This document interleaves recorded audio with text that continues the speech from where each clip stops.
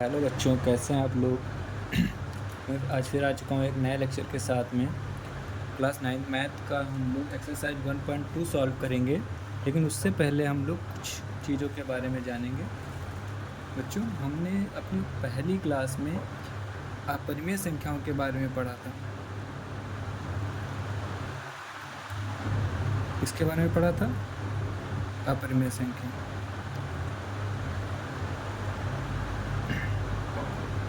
ठीक है। अपरिमेय संख्याएं कौन होती हैं? जिन्हें P/Q के रूप में नहीं लिखा जा सकता। ठीक है।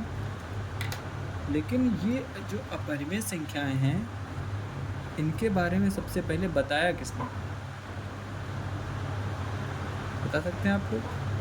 चलिए मैं बताऊँ। अपरिमेय संख्याओं के बारे में सबसे पहले जो हमारे पाइथागोरस हैं, इन्हीं के कुछ अनुयायी हैं, जिनमें से एक हैं क्रोटन,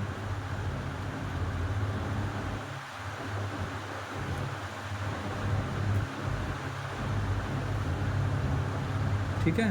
क्या नाम है? क्रोटन।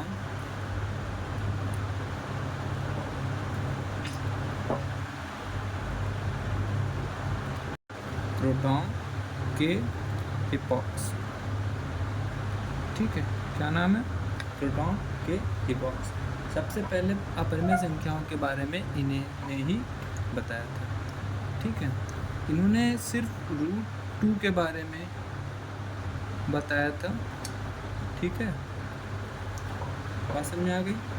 तो बाकी तो आप लोग पढ़ ही चुके हैं कि प्राकृतिक संख्या क्या होती हैं, पूर्ण संख्याएं क्या होती हैं, पूर्णांक क्या होते हैं, परिमेय संख्या क्या होती हैं, और अपरिमेय संख्याओं के बारे में भी हम पढ़ चुके थे। बट इसे किसने सबसे पहले इसके बारे में बताया? तो क्रोटन के हिप्पॉक्स ने इसके बारे में सबसे पहले बताया था। ठीक है। बात समझ में आ गई? चलिए आगे बढ़ते हैं। तो बच्चों चलो हम अब अपनी एक्सरसाइज शुरू करते हैं। तो एक्सरसाइज प्रश्नावली 1.12 में सबसे पहला हमारा प्रश्न है कि नीचे दिए गए कथन सत्य हैं या असत्य। कार्ड के साथ अपने उत्तर दीजिए। क्वेश्चन क्या है? नीचे दिए गए कथन सत्य हैं या फिर असत्य। मतलब कि हमें ये बताना है कि जो नीचे जो हम लोगों को कथन दिए गए हैं, ये सत्य हैं या फिर असत्य हैं, और उसका रीज़न भी बताना है। ठीक है। तो पहला कथन हमारा क्या है? पहला कथन है कि प्रत्येक अपरिमेय संख्या एक वास्तविक संख्या है। कथन क्या है? प्रत्येक अपरिमेय संख्या एक वास्तविक संख्या है। तो बिल्कुल सही है। ठीक है। क्यों ऐसा? क्यों सही है? तो सही इसलिए है क्योंकि जब हम लोगों ने फर्स्ट लेक्चर में पढ़ा था,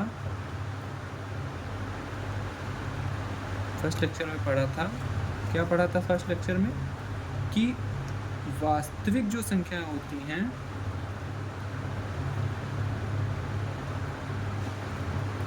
ठीक, इसी के अंदर कौन सी संख्याएं आ जाती हैं?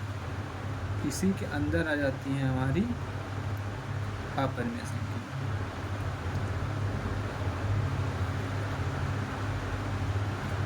ठीक। तो जितनी भी अपरिमेय संख्या होंगी वो सारी क्या होंगी? वास्तविक संख्याएं तो होंगी। बात समझ में आ गई? ठीक है। चलिए अपने नेक्स्ट कथन की ओर बढ़ते हैं। हमारा दूसरा कथन है कि संख्या रेखा का प्रत्येक बिंदु √m के रूप का होता है। संख्या रेखा का प्रत्येक बिंदु √m के रूप का होता है, जहां m एक प्राकृत संख्या है। ठीक है। तो चलिए देखते हैं हम लोग।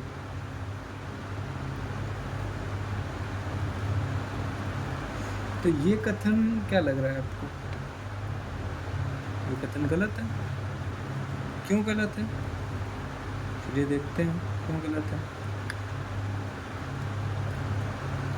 अब आप लोगों ने पढ़ा हुआ है, क्या पढ़ा हुआ है? कि मान लेते हैं हमने ले लिया √4। जब आप इसको सॉल्व करोगे तो कितना आता है? ±2 आता है। तो इससे हमें क्या पता चला?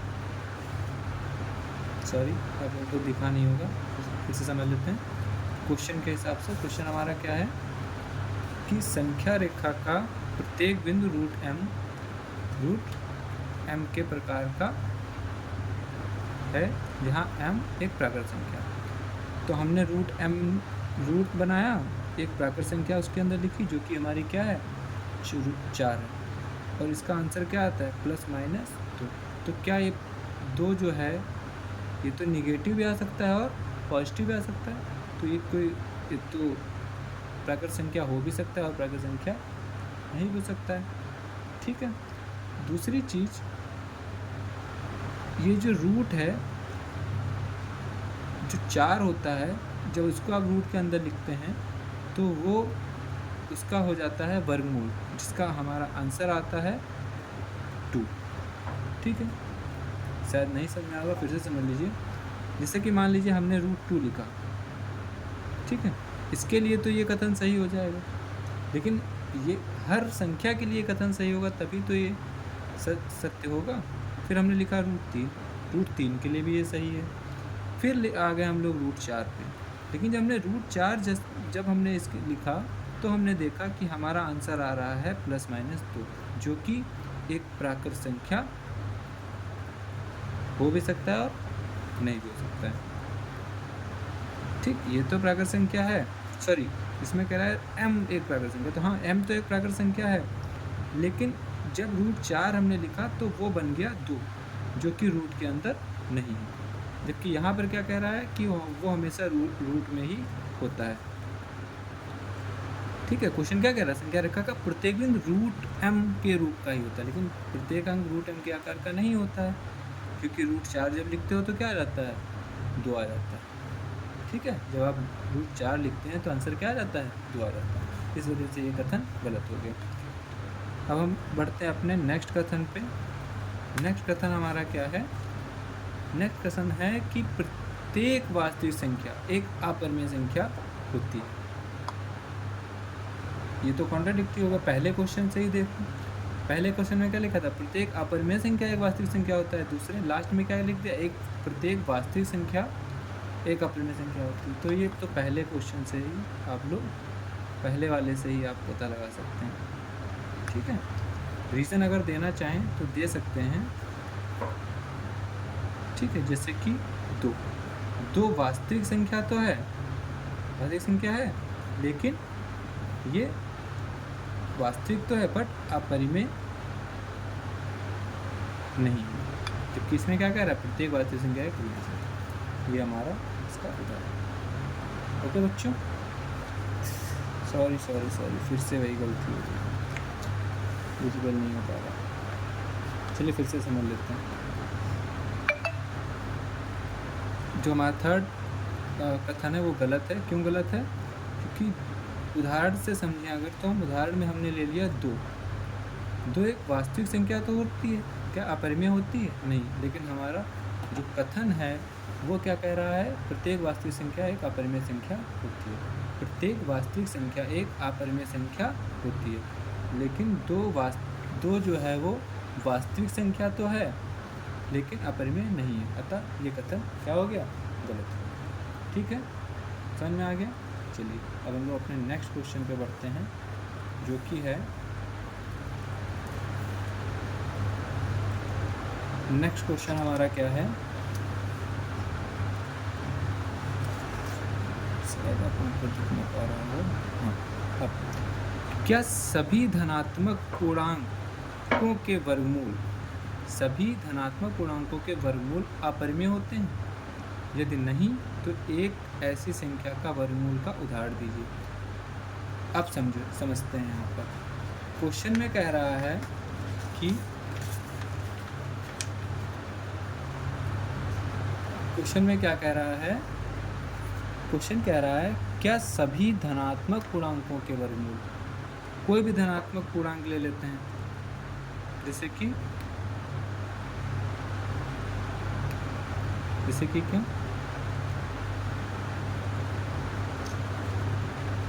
9 ले लिया हम लोगों ने। अब इसका आंसर कितना आएगा 3। क्या ये अपरिमेय संख्या है? नहीं है। तो यदि नहीं तो ऐसी संख्या के वर्गमूल का उदाहरण दीजिए। तो यही हमारा क्या हो गया, उदाहरण। तो देखिए आप लोग यहाँ पर जब हमने 9 का वर्गमूल किया तो आंसर आया 3, जो कि वास्तविक संख्या तो है लेकिन अपरिमेय संख्या नहीं है, और ये क्या है, एक पूर्णांक है, और यही हमारा उदाहरण हो गया। और ये एक परिमेय संख्या है क्योंकि 3 के नीचे आप 1 लिख सकते हैं। ये P/Q के रूप में आ गया तो अपरिमेय है, सॉरी परिमेय है। जैसा कि क्वेश्चन में कह रहा है, फिर से आप लोग ध्यान दीजिए कि क्या सभी धनात्मक पूर्णांकों के वर्गमूल अपरिमेय संख्या होते हैं। तो धनात्मक पूर्णांक हमने ले लिया, वर्गमूल कर दिया, लेकिन ये अपरिमेय नहीं आया, तो कथन गलत हो गया। अब कह रहा है इसका उदाहरण वर्गमूल का, इसका उदाहरण दीजिए। तो उदाहरण हमने यही ले लिया, √9, इसका वर्गमूल किया तो 3 आ गया। अब आगे कह रहा है जो एक परिमेय संख्या है, तो 3/1 एक परिमेय संख्या तो है, तो ऐसा उदाहरण लेना था जो परिमेय संख्या भी हो। तो जब हमने उदाहरण लिया 9 तो परिमेय संख्या, ठीक है।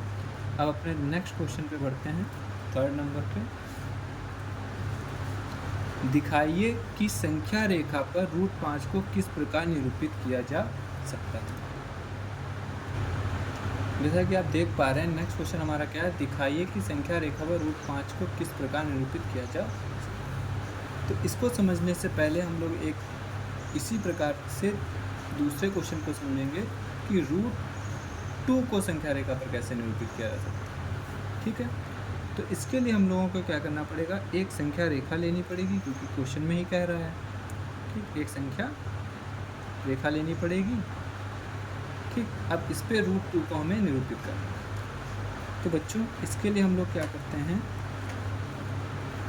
सबसे पहले शायद आपको दिख पा रहा होगा, हम क्या करेंगे, हम करेंगे ये कि हम इसमें मैंने आप किसी भी लेंथ का ले सकते हैं, 1 सेंटीमीटर, 1 इंच, ठीक। तो मैंने 1 इंच का एक क्या कर दिया, मार्क कर लिया, 1 इंच की लेंथ ले ली। ये कितनी है, 1 इंच है, ठीक। आप 1 सेंटीमीटर ले सकते हैं क्योंकि आप लोग को दिखाई पड़ी इसलिए मैंने 1 इंच लिया, ठीक है। अब क्या करेंगे, 1 इंच की लेंथ ले ली। अब वहाँ पर एक ही इंच का हम क्या करेंगे, 1 इंच का ही इस पर एक लंब बनाएंगे, ठीक है। ये भी कितना है, 1 इंच। उसके बाद में हम क्या करेंगे, इसको जब आप सॉल्व करेंगे तो ये वाली जो आपकी रेखा आएगी, ये वाली, इसका मान होगा √2 होगा। अब हम यहाँ पर रखेंगे अपना प्रकार, जितनी लंबाई इसकी है उतना ओपन करेंगे इसको, और बाद में इसको यहाँ पर इस तरीके से गिराएंगे, इस तरीके से। तो ये वाली जो रेखा है हमारी, कौन सी, ये वाली जो रेखा है, ये इसकी लंबाई कितनी है, √2। जब आप इसको इस पर गिराओगे तो यहाँ पर जो पॉइंट आएगा वो कितना होगा, √2। तो संख्या रेखा पर √2 को इस तरीके से हम लोग दिखाएंगे, ठीक है। इसी प्रकार से √3 का निकालेंगे, ठीक है। इसका निकालेंगे √3 का। अब √3 का निकालने के लिए फिर से हम क्या करेंगे, इस वाली रेखा के लंबवत 1 इंच का फिर से एक लाइन ड्रॉ करेंगे, इस वाली रेखा के लंबवत। ये कैसे आता है, ये भी आप लोग समझ सकते हैं। यहाँ पर हम लोग पाइथागोरस प्रमेय का यूज़ करते हैं, ठीक है। ये 1 सेंटीमीटर ले लिया हमने, ये 1 सेंटीमीटर। जो पाइथागोरस प्रमेय लगाते हैं, ये वाली भुजा आधार होती है हमारी, ये लंब होती है, ये कर्ण होती है। तो कर्ण बराबर हमारा क्या हो जाएगा, स्क्वायर बराबर लंब का स्क्वायर प्लस आधार का स्क्वायर। तो कर्ण बराबर क्या आ जाएगा, लंब का स्क्वायर प्लस आधार का स्क्वायर। 1 का स्क्वायर 1 + 1 2। और जब इधर से आप स्क्वायर हटाते हैं तो इधर क्या हो जाएगा, रूट। इस वजह से इस वाली रेखा की लंबाई कितनी आ गई, √2। समझ में आ गई, ठीक है। अब इसी प्रकार से यहाँ पर करेंगे, इसको भी हमने कितना लिया है 1 इंच। जब 1 इंच लेंगे फिर से वही प्रोसेस होगा, और जब ये वाला प्रोसेस आप रिपीट करेंगे, यहाँ पर क्या रखेंगे, यहाँ पे आ जाएगा √2 आ जाएगा, और यहाँ पे कितना आ जाएगा 1, √2 का स्क्वायर 2 और 1 3, कितना आ गया 3, √3 आ जाएगा। तो ये जो अभी हम लोग यहाँ से यहाँ लाइन ड्रॉ करेंगे, ये इसकी वैल्यू कितनी होगी, √3 होगी। और फिर से हम यही काम करेंगे, इतनी लंबाई का यहाँ पर प्रकार खोलेंगे और इस तरीके से यहाँ पर गिरा देंगे, ठीक है। तो ये कितना हो गया √3। ऐसे ही 1 सेंटीमीटर का और बढ़ाएंगे आगे, ठीक है, बढ़ाएंगे